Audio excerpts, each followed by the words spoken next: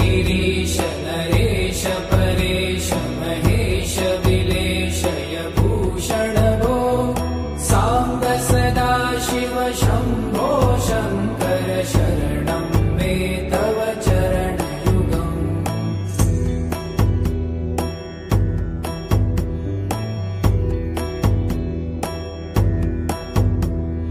भूमया दिव्य सुमङ्गल विग्रहया लिङ्गित वामाङ्ग विभो साम्ब सदा शिव शम्भो शङ्कर शरणं मे तव चरणयुगम्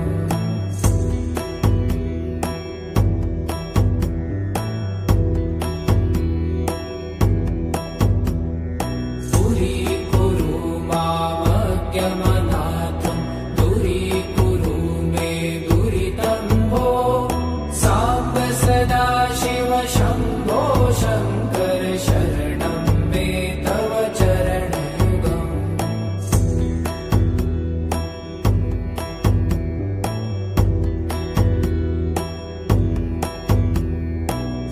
ऋषिवरमानस हंस चराचर जनन स्थिति लय कारण भो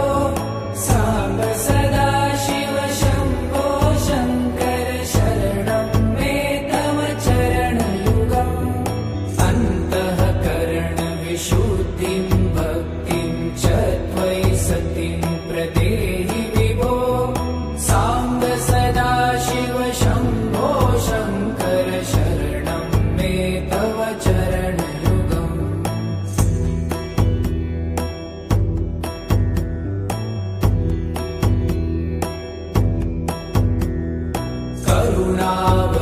करुणावरुणालयमयि दास उदासस्तवोचितो नहि भो साम्ब सदा शिव शम्भो शङ्कर शरणं मे तव चरणयुगम्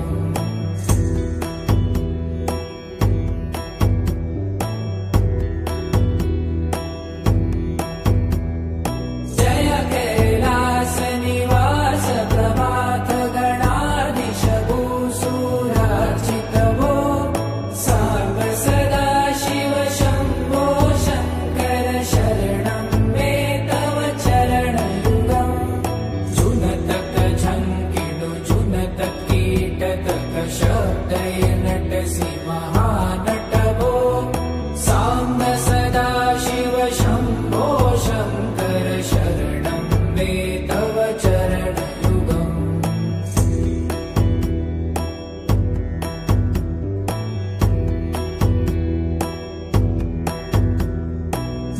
धर्मस्थापन दक्ष त्रक्ष गुरु दक्ष यज्ञ शिक्षक भो साम्ब सदा शिव शम्भो शङ्कर शरणं मे तव चरणयुगम्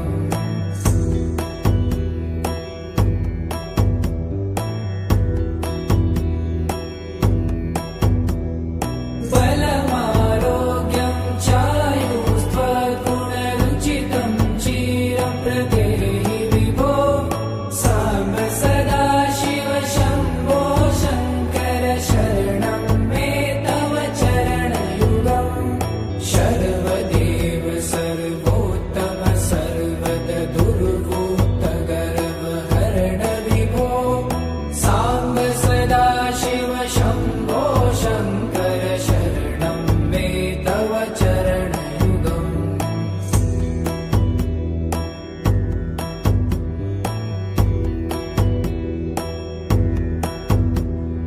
भगवन् भर्ग भयापह भूतपते भूतिभूषिताङ्ग विभो साम्ब सदा शिव शम्भो शङ्कर शरणं मे तव चरणयुगम्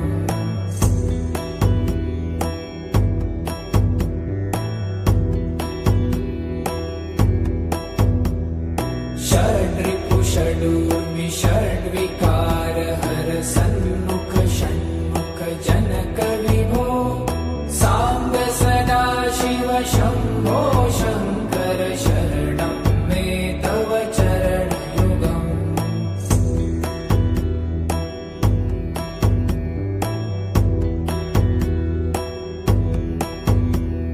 सत्यं ज्ञानमनन्तं ब्रह्मे ते लक्षणलक्षितभो साम्ब सदा शिव शम्भो शङ्कर शरणं मे तव चरणयुगम् हा हा हू हू मुखसुरगायक गीतापदान पद्यविभो साम्ब सदा शिव शम्भो शङ्कर शरणं मे तव चरणयुगम्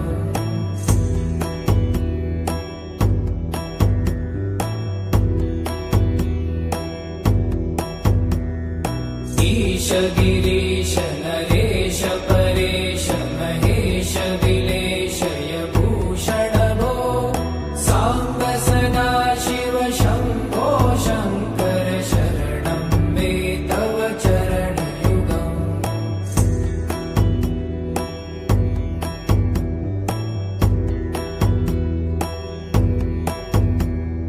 भूमया दिव्य सुमङ्गल विग्रहयालिङ्गित वामाङ्ग विभो साम्ब सदा शिव शम्भो शङ्कर शरणं मे तव चरणयुगम्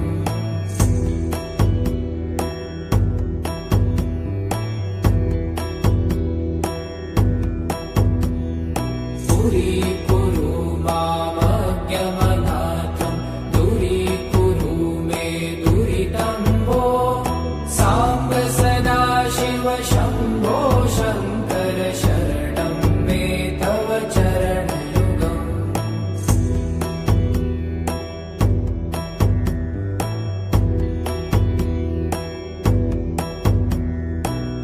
ऋषिवरमानस हंस चराचर जनन स्थिति लय कारण भो साम्ब सदा शिव शम्भो शङ्कर शरणं मे तव चरणयुगम् अन्तःकरण विशुद्धिं भक्तिं च त्वयि सतिं प्रदेहि विभो साम्ब सदा शिव शम्भो शङ्कर शरणं मे तव चरणयुगम्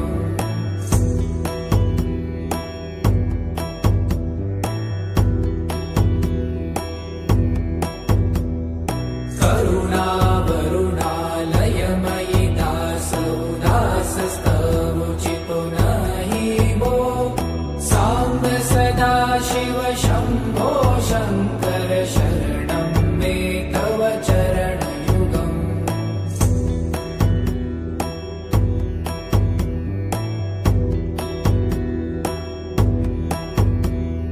जय कैलासनिवास प्रभात गणाधीश भूसुरार्चित भो साम्ब सदा शिव शम्भो शङ्कर शरणं मे तव चरणयुगम् झुनतक झङ्किणु झुनतक कीटतक शब्दैर्नटसि महानट भो साम्ब सदा शिव शम्भो शङ्कर शरणं मे तव चरणयुगम्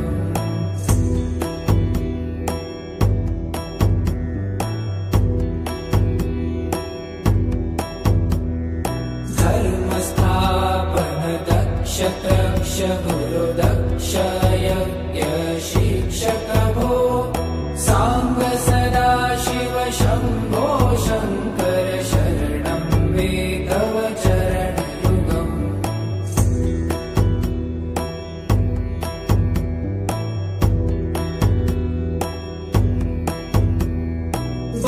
बलमारोग्यं चायुस्त्वगुणरुचितं चिरप्रदेहि विभो साम्ब सदा शिव शम्भो शङ्कर शरणं मे तव चरणयुगम्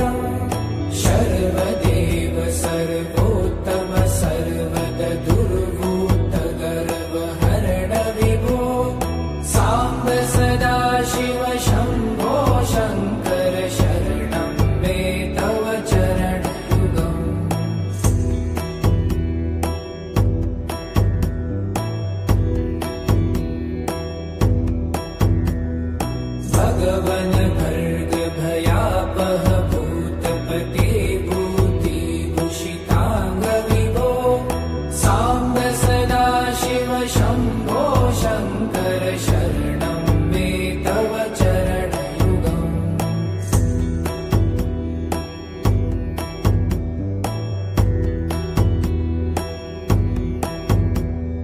षड्रिपु षडूर्मि षड्विकार हर सन्मुख षण्मुख जनक विभो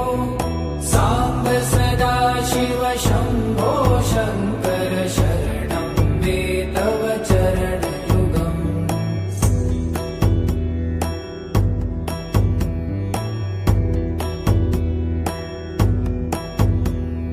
सत्यं ज्ञानमनन्तं ब्रह्मे ते लक्षणलक्षितभो साम्ब सदा शिव शम्भो शङ्कर शरणं मे तव चरणयुगम्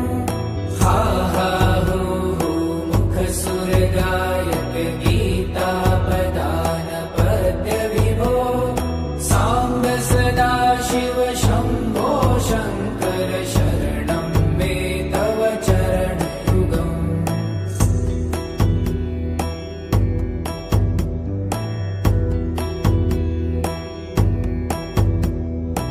ईश गिरीश नरेश परेश महेश विलेशय भूषण भो साम्ब सदा शिव शम्भो शङ्कर शरणं मे तव चरणयुगम्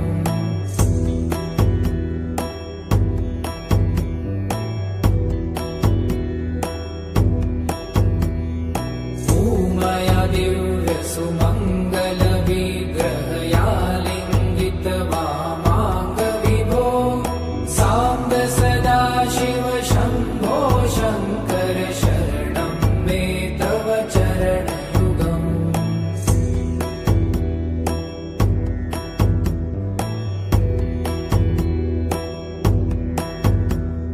पुरीकुरु मामज्ञमनाथं दूरीकुरु मे दुरितं भो साम्ब सदा शिव शम्भो शङ्कर शरणं मे तव चरणयुगम्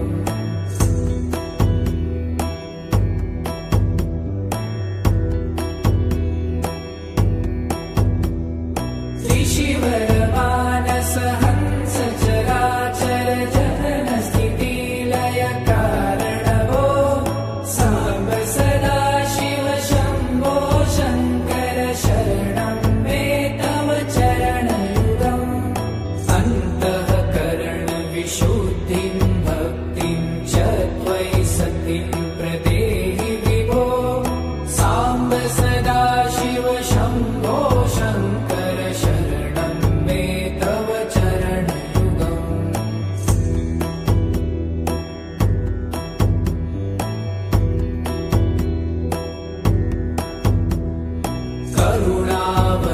करुणावरुणालयमयि दास उदासस्तवोचितो नहि भो साम्ब सदा शिव शम्भो शङ्कर शरणं मे तव चरणयुगम्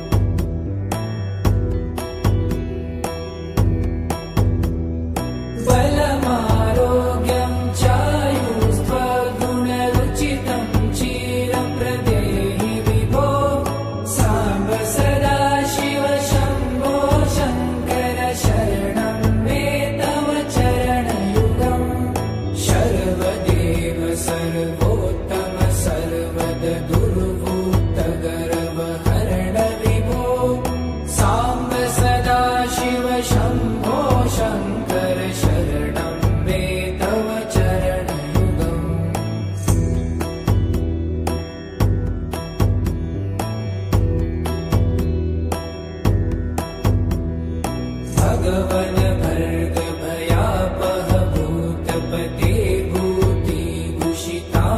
विभो साङ्ग सदाशिव शम्भो शङ्कर शरणं मे तव चरणयुगम्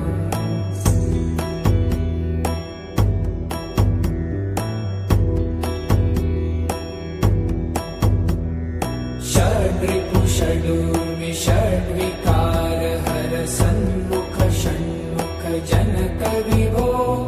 साङ्ग सदाशिव शम्भो शङ्कर शरणं मे तव चरणयुगम्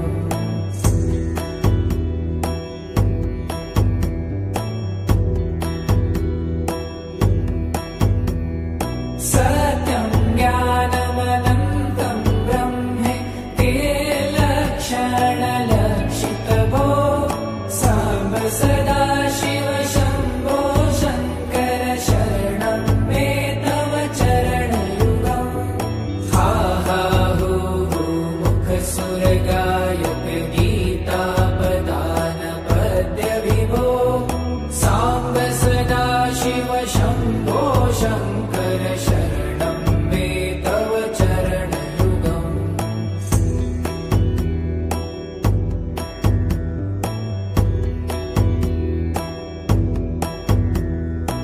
ईश गिरीश नरेश परेश महेश विलेशय भूषण भो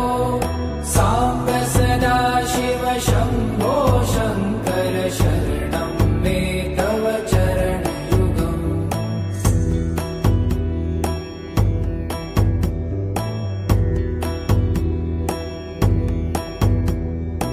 उमया दिव्य सुमङ्गल विग्रहयालिङ्गित वामाङ्ग विभो साम्ब सदाशिव शम्भो शङ्कर शरणं मे तव चरणयुगम्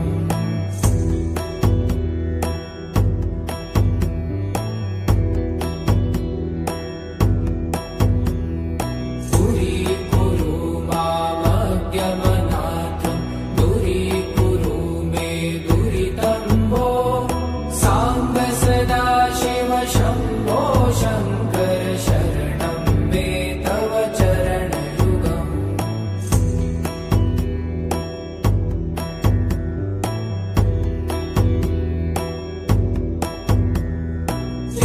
त्रिशिवरमानस हंस चराचर जनन स्थितिलय कारण भो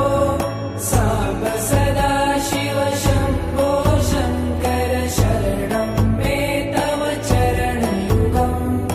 अन्तःकरण विशुद्धिं भक्तिं च त्वयि सतिं प्रदेहि विभो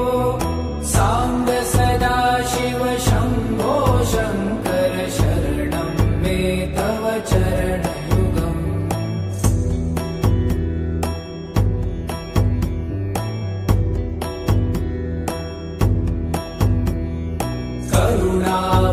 करुणावरुणालयमयि दासौदासस्तवुचितो नहि भो साम्ब सदाशिव शम्भो शङ्कर शरणं मे तव चरणयुगम्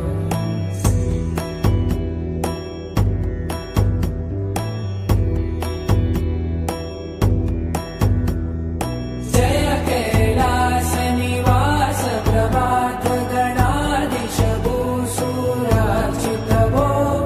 साम्ब सदाशिव शम्भो शङ्कर शरणं मे तव चरणयुगम्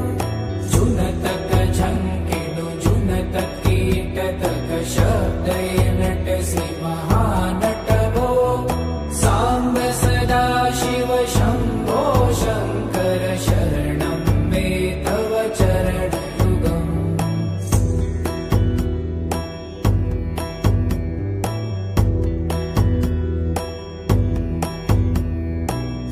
धर्मस्थापन दक्ष तक्ष गुरु दक्ष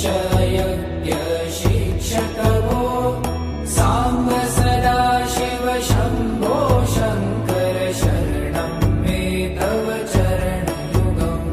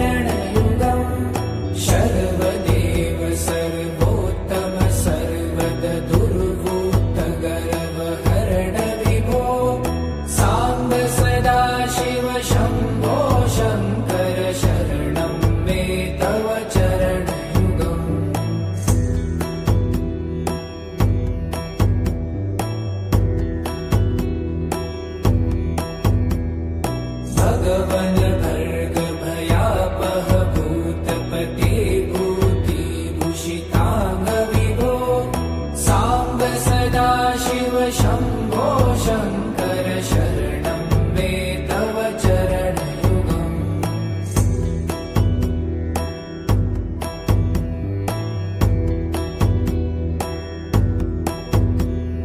षड्रिपु षडूर्मि षड्विकार हर सन्मुख षण्मुख जनक विभो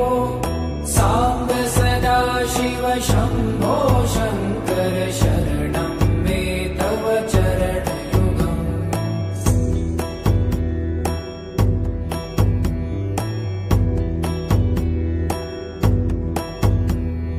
सत्यं ज्ञानमनन्तं ब्रह्मे ते लक्षणलक्षितभो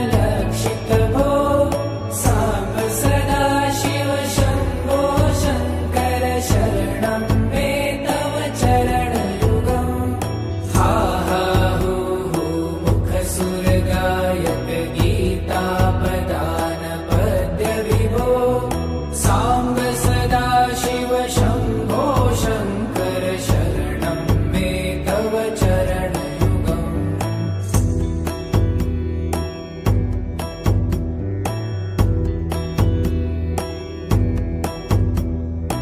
ईश गिरीश नरेश परेश महेश विलेशय भूषण भो साम्ब सदा शिव शम्भो शङ्कर शरणं मे तव चरणयुगम्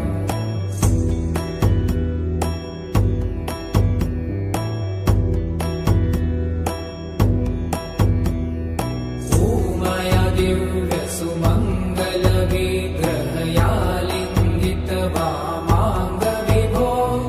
साम्ब सदा शिव शम्भो शङ्कर शरणं मे तव चरणयुगम्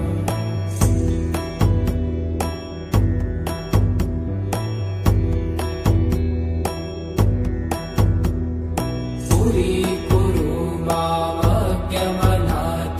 दूरीकुरु मे दुरितं भो साम्ब सदा शिव शम्भो शङ्कर शरणं मे तव चरणयुगम्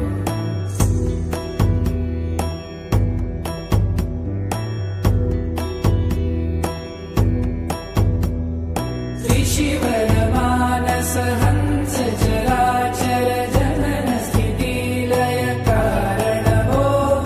साम्ब सदा शिव शम्भो शङ्कर शरणं मे तव चरणयुगम् अन्तःकरण विशुद्धिं भक्तिं च त्वयि सतिं प्रदेहि विभो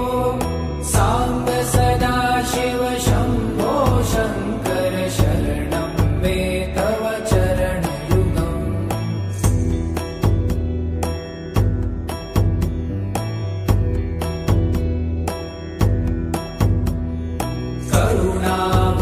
करुणावरुणालयमयि दास उदासस्तवोचितो नहि भो साम्ब सदा शिव शम्भो शङ्कर शरणं मे तव चरणयुगम्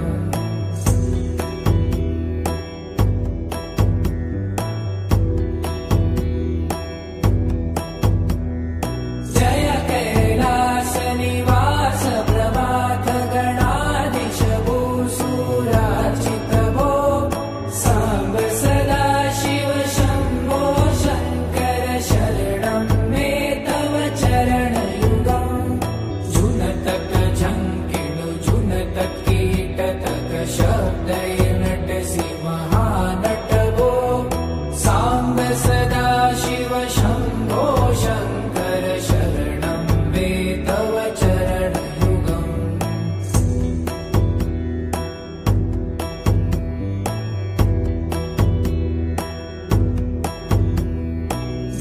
धर्मस्थापन दक्ष त्रक्ष